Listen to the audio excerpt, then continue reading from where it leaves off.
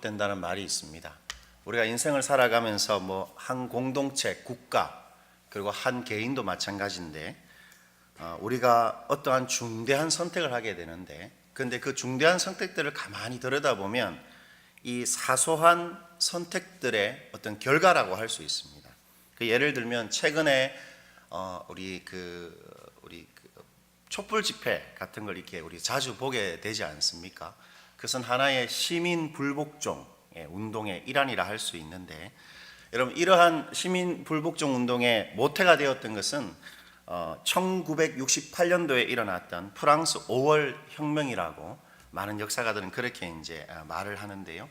여러분, 이 현대 민주주의 혁명의 길잡이 역할을 했다고 말할 수 있는 이 프랑스 5월 혁명도 사실 사소한 것에서부터 시작되었습니다.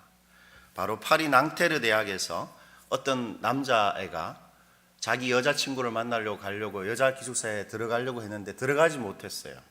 그래서 여자 기숙사를 개방하라라는 슬로건으로 시위가 시작되었는데, 그게 국가적인 계엄령이 선포가 되고 결국 대통령이 피신을 하는 지경까지 이르는 그런 혁명이 일어났던 것입니다. 여자 기숙사를 개방하라, 그것에부터 시작되었던 것이죠. 개인적으로 보면 제가 지금의 저의 아내를 평생의 반려자로 선택할 때, 이 자매면 내가 평생 같이 살아도 되겠다, 이런 생각을 딱 하게 된 계기는 청년부 수련회 때, 같은 교회 안에 청년부였는데 지금의 제 아내가, 그때 저희 청년부는 수련회를 하면 저희가 이렇게 식사를 준비했습니다.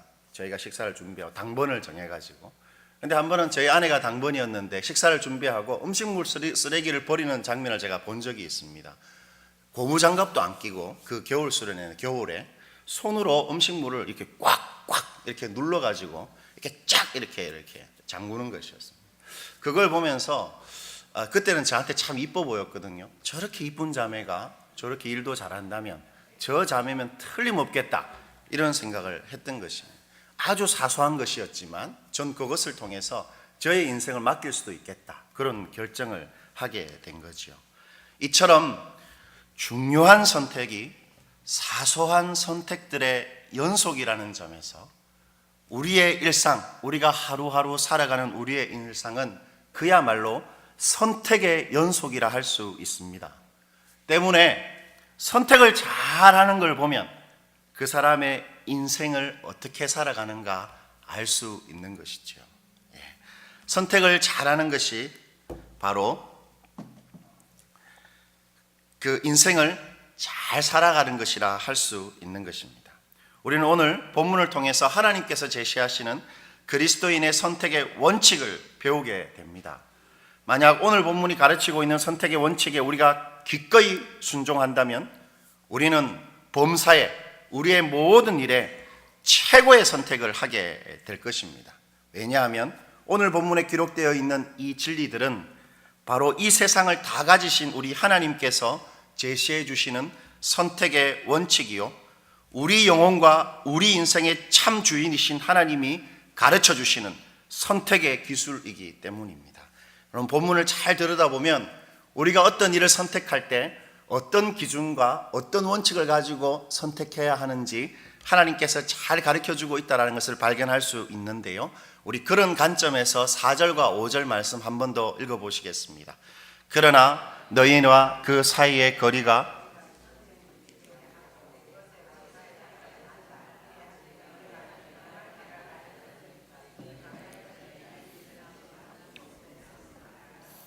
여호수아가 또 백성에게 이르되 너희는 자신을 성결하게 하라.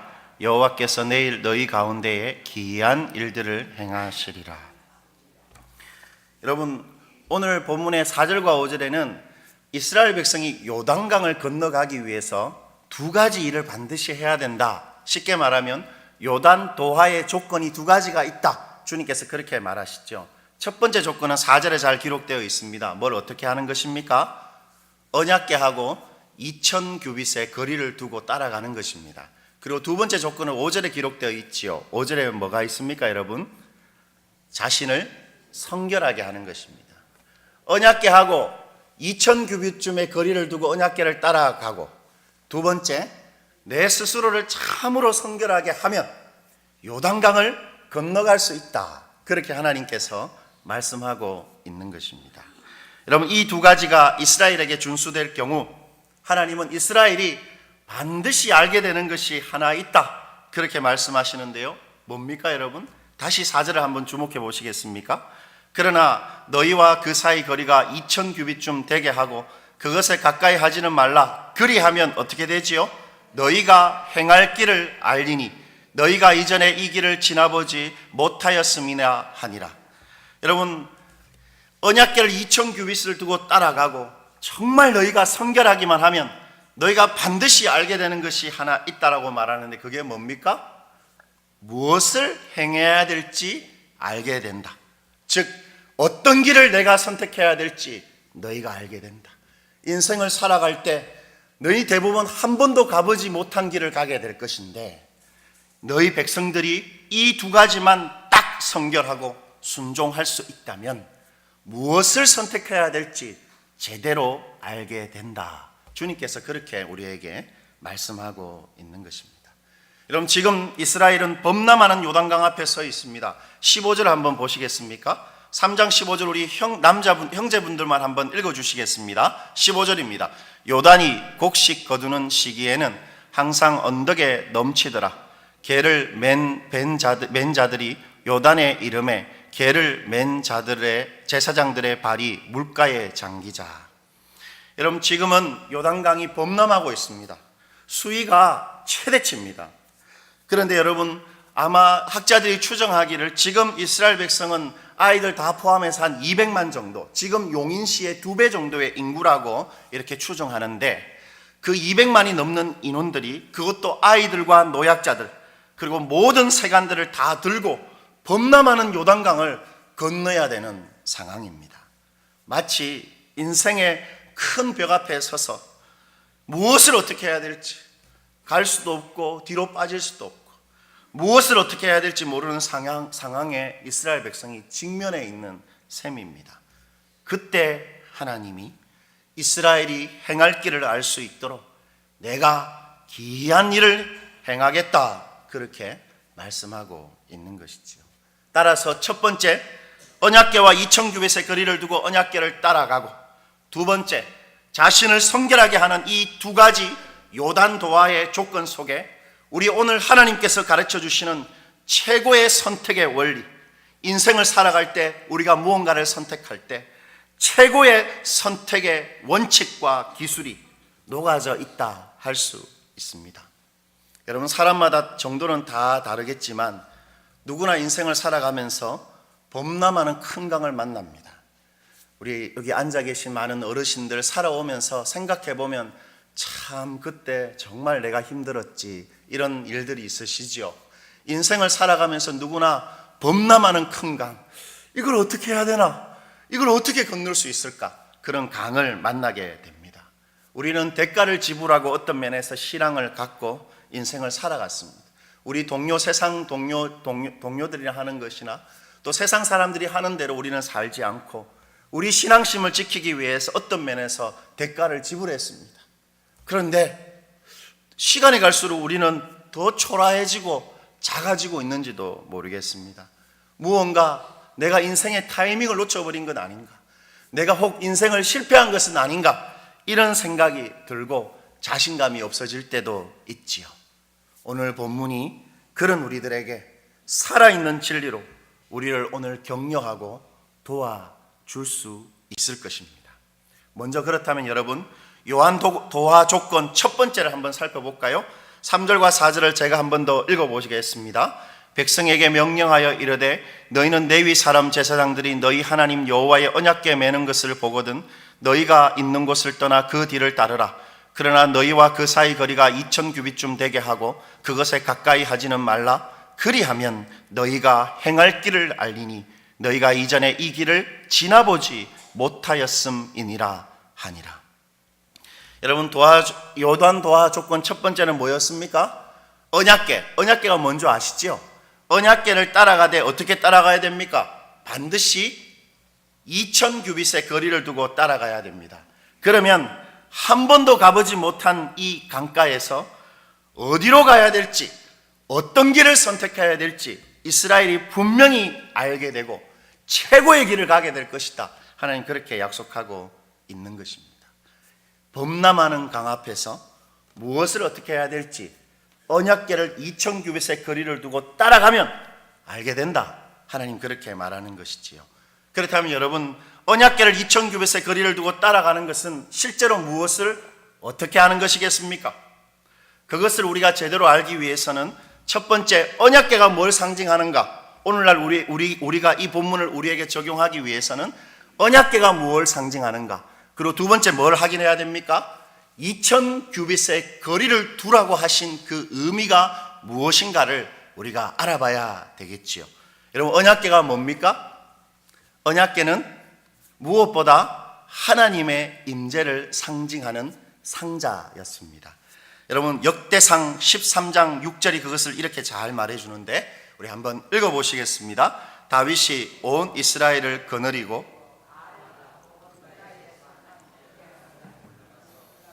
여호와 하나님의 궤를 메어 오려 하니 이는 여호와께서 두 그룹 사이에 계심으로 그 이름으로 일컫는 궤라. 여러분, 언약궤는 이렇게 금으로 싼 상자라고 할 수 있는데, 쉽게 말하면 그 언약궤에는 뚜껑이 있습니다. 그 언약궤 뚜껑에는 두 그룹, 뭐지요? 두 천사가 이렇게 천사의 형상이 딱 세워져 있죠. 그 천사를, 그 언약궤 뚜껑을 속죄소라 이렇게 불렀습니다. 그런데 하나님께서 말씀하시기를 내가 이 두 천사 가운데 있겠다, 임재하겠다, 즉 내가 바로 이곳에 있다, 그렇게 말씀하신 것이죠. 언약궤는 하나님의 임재, 하나님 그 자체를 상징하는 거였습니다. 그리고 여러분, 언약궤 안에는 세 가지가 들어있었는데 기억나십니까? 뭐가 들어있었습니까? 첫 번째, 십계명의 두 돌판, 그리고 아론의 상란 지팡이, 그리고 뭐였죠? 이스라엘이 40평생 계속 먹어왔던 만나를 담은 항아리, 이 세 가지가 있었습니다. 그래서 보통 그 상자를 궤, 법궤, 언약궤 이렇게 성경이 지칭을 했지요. 오늘 본문은 그 궤 안에 십계명이 들어있다라는 것을 강조하고 있습니다. 6절의 말씀인데 여러분 6절 말씀을 한번 보시지요. 여호수아가 또 제사장들에게 말하여 이르되 언약궤를 메고 백성에 앞서 건너라 하매 곧 언약궤를 메고 백성에 앞서 나아가니라. 여러분, 언약궤다 이렇게 말합니다. 무슨 말이겠습니까? 이 궤, 이 상자는 안에 뭐가 들어있다고요? 언약이 들어있다. 즉 십계명의 두 돌판이 들어있는 상자이다. 이것을 강조하고 있는 것입니다. 그렇다면 여러분, 십계명이 상징하는 게 뭐겠습니까? 십계명이 뭘 상징하죠? 제가 이런 말을 아주 많이 했는데, 설교하면서 십계명이 상징하는 게 뭡니까? 십계명은 무엇보다 하나님이 당신의 백성들, 당신의 선택한 백성들에게 주시는 하나님의 가장 중요한 뜻입니다. 그 뜻이 기록되어 있는 돌판이지요. 즉 십계명에는 하나님의 백성의 존재 목적과 의미가 잘 녹아져 있습니다. 진짜 하나님의 백성이라면 그 사람이 왜 살아가야 하는가? 정말로 하나님께서 선택한 백성이라면 그 사람이 인생의 목적이 무엇인가가 이 십계명 두 돌판에 잘 기록되어 있다라는 것입니다. 그래서 하나님은 이스라엘 백성에게 십계명을 주시면서 이렇게 말씀하시는데, 출애굽기 19장 5절과 6절입니다. 우리 이것도 한번 읽어보시겠습니다. 세계가 다 내게 속하였나니 너희가 내 말을 잘 듣고 내 언약을 지키면 너희는 모든 민족 중에 내 소유가 되겠고 너희가 내게 대하여 제사장 나라가 되며 거룩한 백성이 되리라. 너는 이 말을 이스라엘 자손에게 전할지니라. 무슨 말 하시는 겁니까? 십계명의 정신대로 살아가는 자들이 누구라고요? 하나님의 소유고 하나님의 제사장 나라고 하나님의 거룩한 백성이라는 것입니다. 누가 하나님의 백성인가 물어보면 하나님 아마 이렇게 말씀하실 것입니다. 이 십계명의 정신대로 살아가는 자가 내 백성이다. 내 소중한 보배와 같은 내 백성이고 제사장 나라고 나에게 속한 거룩한 백성이다. 그렇게 말씀하시는 것이지요. 따라서 언약궤는 이스라엘이 이 땅에서 하나님의 백성으로 무엇을 위해 살아야 되고 내가 이 땅에서 선택받은 하나님 백성으로 어떻게 살아가야 하는지를 잘 말해주는 불변하는 하나님의 뜻입니다. 또한 뭐였습니까? 하나님의 임재를 상징하는 하나님 그 자체였죠. 하나님은 바로 그 언약궤 따라가라는 것입니다. 하나님 말씀하십니다.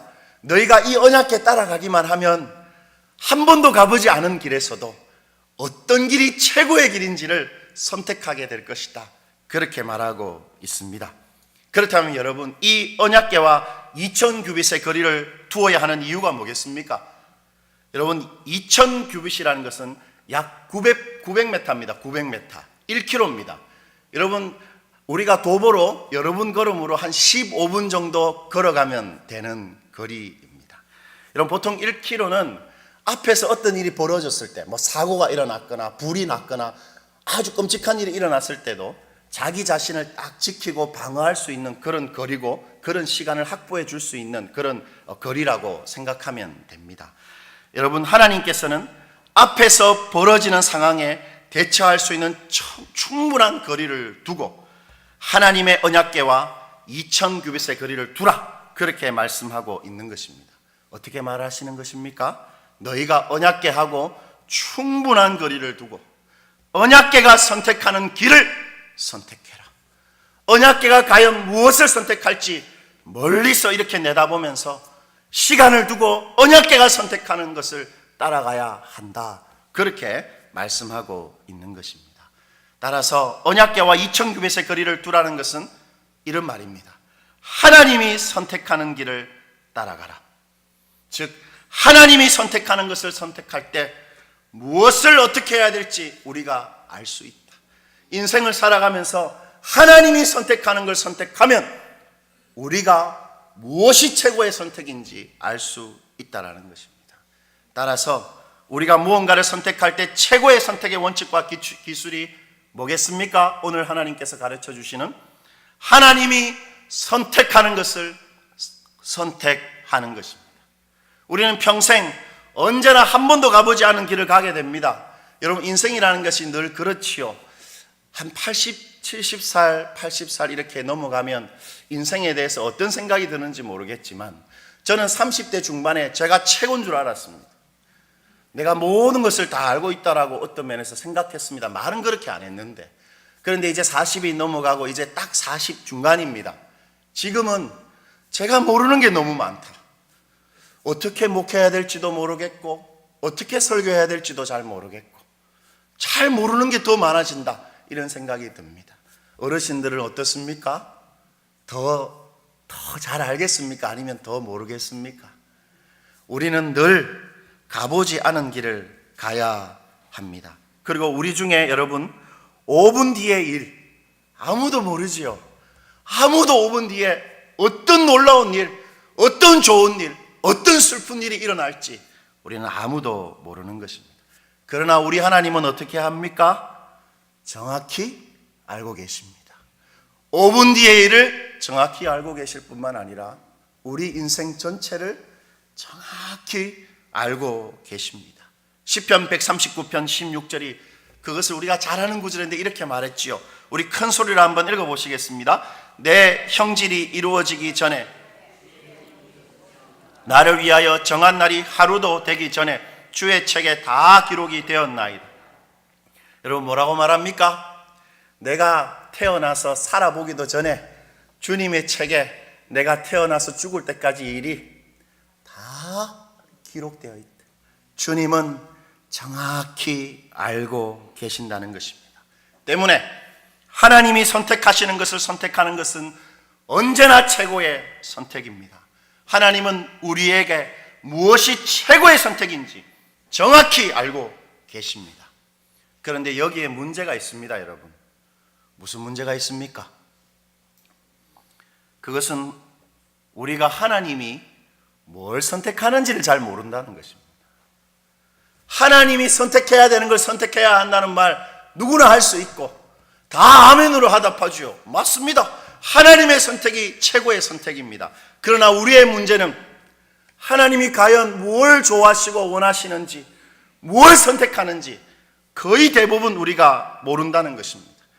여러분, 인생을 살아오면서 여러 가지 선택의 기로에 서서 기도하신 적 있으시죠? 그때마다 하나님이 오른쪽으로 가라, 아니 멈추어라, 뒤를 돌아가라 이렇게 말하신 적 있습니까? 간혹 한두 번 있습니다. 대부분 하나님께서 묵묵부답입니다. 눈물도 흘리고 소리도 지르고 모든 걸 다 해 주님 기다리고 했는데도 주님 대부분 아무 말도 안 하십니다. 우리가 선택하면서 어떤 면에서 살아온 것 같습니다. 그것이 우리의 고질적인 문제지요. 우리는 하나님이 뭘 선택하시는지 거의 대부분 잘 모릅니다. 그렇지만 이런 질문을 할 수 있지 않겠습니까? 하나님이 주로 뭘 선호하시고 선택을 하실까? 바로 언약궤 안에 그 비밀이 숨겨져 있습니다. 왜냐하면 하나님이 선택하기를 원하시는 것을 하나님께서 이미 어디에다 기록해 놓으셨다고요? 십계명 두 돌판에 친히 당신의 손으로 기록해 놓으셨기 때문입니다. 쉽게 말해 언약궤를 따라간다는 것은 십계명이 선택하는 것을 따라가는 것이고, 십계명이 선택하는 것이 바로 우리 하나님께서 선택하는 것이라는 말입니다. 여러분, 십계명이 선택하는 게 뭐겠습니까? 십계명 주로 뭘 선택할까요? 그것은 십계명을 구성하고 있는 내용을 보면 분명하게 드러납니다. 여러분, 첫 번째 계명부터 네 번째 계명까지는 뭐에 대한 것입니까? 하나님과 우리의 관계, 즉 우리가 하나님을 어떻게 하는 거요? 하나님을 어떻게 사랑하는가, 그것이 잘 기록되어 있습니다. 그리고 5계명부터 10계명까지는 이웃들 간의 관계인데, 이웃하고 우리가 어떻게 하는 거요? 어떻게 이웃을 내 몸같이 사랑할 수 있는가가 잘 기록되어 있죠. 예수님 그것을 이렇게 잘 요약해서 말씀해 주셨지 않습니까? 마가복음 12장 30절과 31절입니다. 제가 한번 읽어보겠습니다. 첫째는 내 마음을 다하고 목숨을 다하고 뜻을 다하고 힘을 다하여 주 너의 하나님을 사랑하라 하신 것이요, 둘째는 이것이니 내 이웃을 내 몸과 같이 사랑하라 하신 것이라. 이에서 더 큰 계명이 없느니라. 그러므로 여러분, 십계명이 선택하는 것은 결국 뭐와 뭐였습니까? 하나님 사랑과 이웃 사랑입니다. 너무 답이 상투적이라서 실망하셨지요? 어떻습니까? 언약궤와 2000규빗의 거리를 두고 따라간다는 말의 오늘날의 실제적인 의미는, 우리가 무언가를 선택할 때 이것이 하나님을 사랑하고 이웃을 사랑하는 일에 얼마나 도움이 되고 요긴하고 부합하고 합당한지 고민하고 분별하는 것입니다. 여러분, 만약 여러분에게, 지금 여러분들은 자녀들을 다 출가시켰지만 50대 60대 분들은 이제 결혼이 제일 큰 문제 아닙니까? 어떤 면에서 중요한, 아주 공부도 열심히 시켜서 자랑할 만한 대학도 나오고, 내가 봐도 이 세상 누구보다도 이쁜 딸이에요. 그런데 교회 안에 어떤 청년과 교제한다는 소식이 딱 들립니다. 그런데 그 청년은 사람들한테 칭찬받는 청년이에요. 그런데 문제는 직업이 없어요. 이 청년은 너무 교회에 헌신적이고 사람도 바르고 성실한데 직업이 없습니다. 그런데 둘이가 사깁니다. 여러분, 어떻게 하시겠습니까? 아이고, 우리 딸 안 된다, 저거 고생한다, 저거 눈에 뻔하지 않는가, 못 준다, 반대하겠지요. 그때 이렇게 하라는 것입니다. 이 둘이가 결혼하면 하나님 사랑하고 이 둘이가 한 몸이 되어서 이웃을 사랑하는데 얼마나 도움이 되고 욕이 날까 한 번이라도 생각해 보라는 것입니다. 2000규빗의 거리수를 딱 두고 과연 언약궤가 뭘 선택할지, 하나님 사랑과 이웃 사랑의 관점으로 내 선택을 단 한 번이라도 고민하고 분별해서, 아, 이거 언약궤가 선택하는 거 맞구나, 그러면 그거 따라가면 최고의 선택을 할 수 있다. 하나님께서 그렇게 말씀하시는 것입니다. 여러분, 우리가 고민하고 질문하면 하나님 대부분 묵묵부답이시지요. 그러나 절대 그렇지 않습니다. 왜 그렇게 말할 수 있습니까? 왜냐하면 우리에게는 예수님을 영접한 자들의 특권이 있습니다. 아들의 이름을 영접하는 자의 특권이 뭡니까, 여러분? 자녀가 되는 특권이지요. 자녀가 되는 특권은 뭡니까? 그 속에 양자의 영을 주셔서 하나님께서 그 사람을 언제나 인도하신다는 의미입니다. 예수님 로마서 8장 14절이 그것을 이렇게 말했죠. 우리 한번 읽어보시겠습니다. 무릇 하나님의 영으로 인도함을 받는 사람은 곧 하나님의 아들이라. 하나님의 아들, 딸이 있다면 그 사람의 틀림없는 특징이 뭐라고요? 하나님의 영으로 인도함을 받습니다. 그게 특징입니다.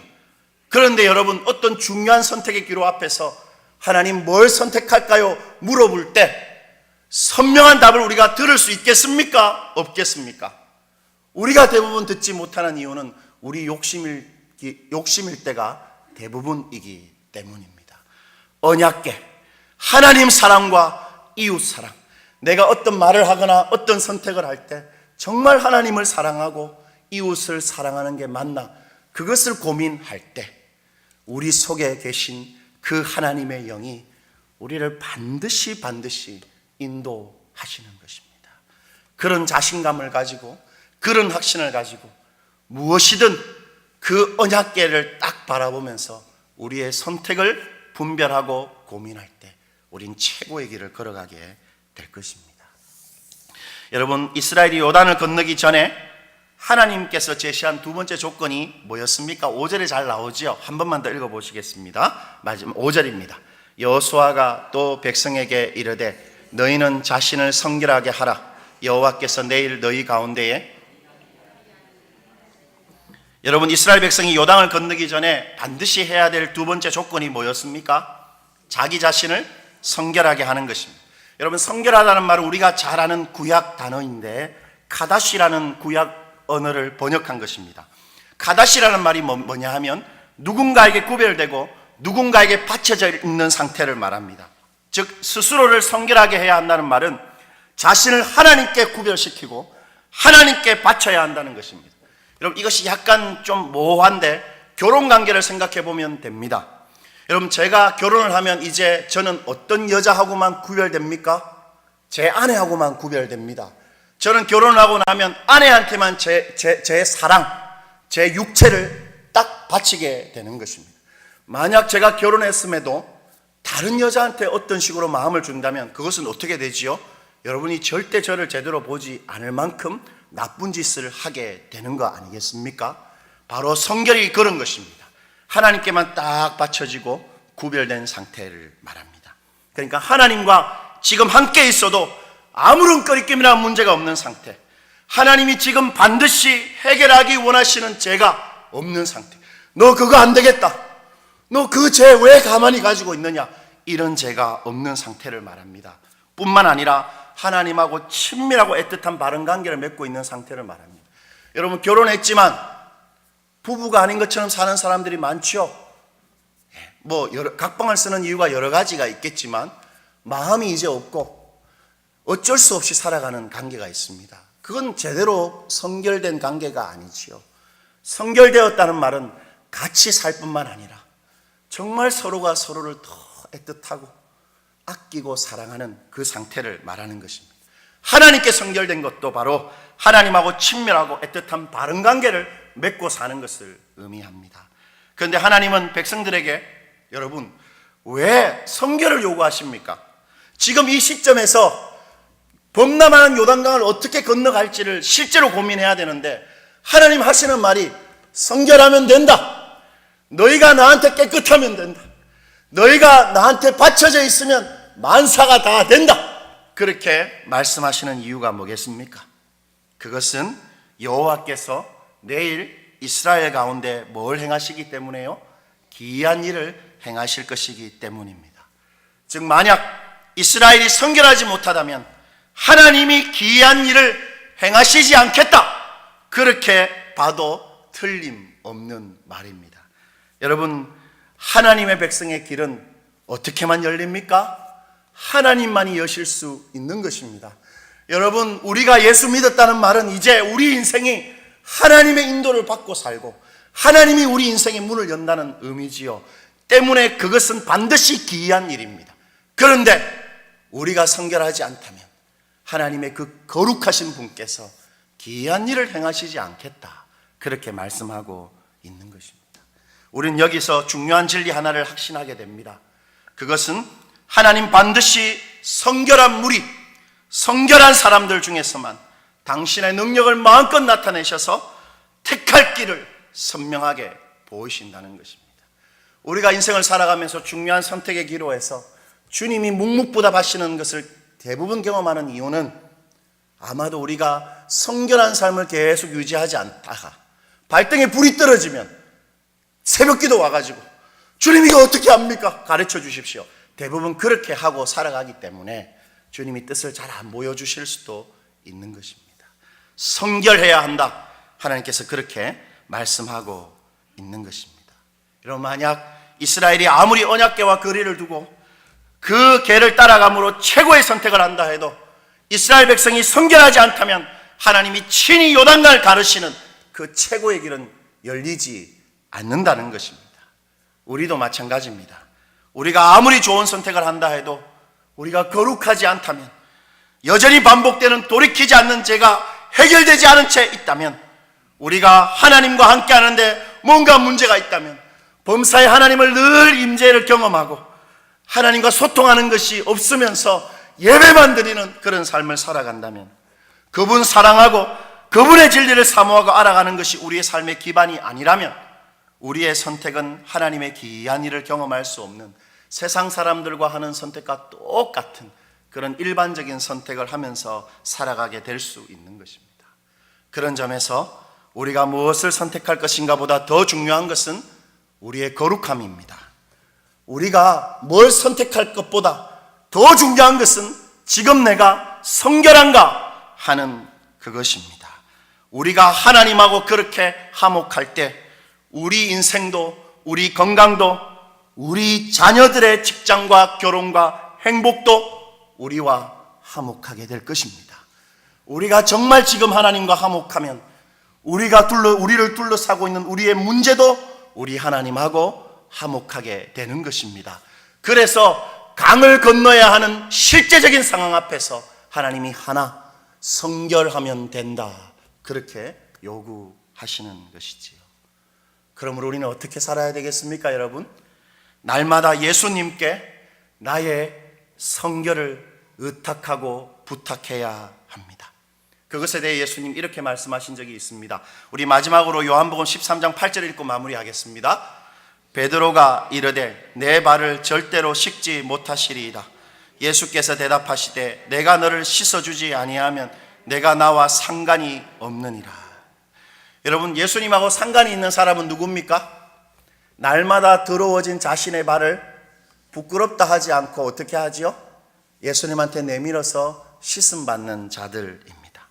우리가 정말 예수님과 상관 있는 자라면 우리는 날마다 더러워진 우리의 발을 예수님께 내밀어서 그 더러워진 발을 예수님의 능력으로 해결할 수 있는 자들입니다. 때문에 우리는 언제나 예수님의 도우심으로 하나님의 기이함을 날마다 경험할 수 있는 자들입니다.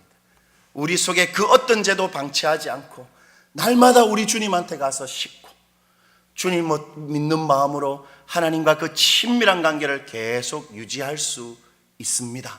예수님께서 그거 할 수 있겠다, 우리에게 분명히 말씀하고 있기 때문입니다.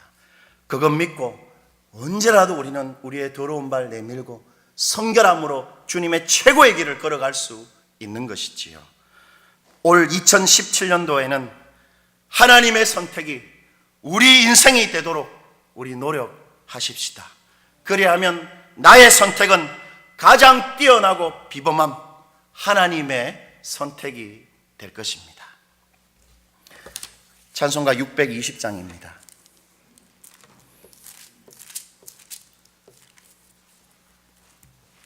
찬송가